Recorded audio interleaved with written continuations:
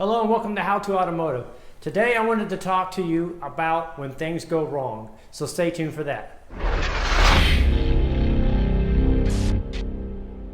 Alright, so today I had something go wrong with a vehicle, and here's the key. When things go wrong, own up to it.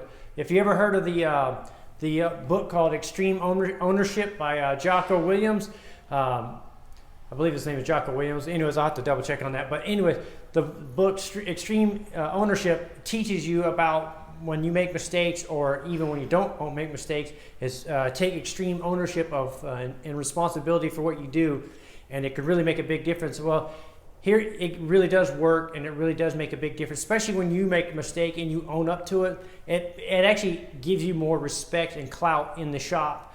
So today I was trying to make a video for you guys and demonstrate a noise on a timing tensioner that's gone bad, and I made a mistake of I took the crank pulley off, and I took the lower timing cover off, and normally what I would do is I would put the crank bolt back on, and I would fire the car off, and you could actually see the tensioner and see it moving and stuff.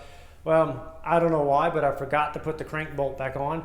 And I started it up, and what happened was the keyway walked out, and as it walked out, the crank was turning, but the pulley wasn't turning, so we have valve to piston damage, so I have to pull the cylinder head off of this, or two cylinder heads off this vehicle, and had the bent valves fixed on it because I made a mistake. But so I owned up to it right away. I said, hey guys, I messed up, I felt really bad. I was very apologetic about it, sincerely upset with myself for making that mistake.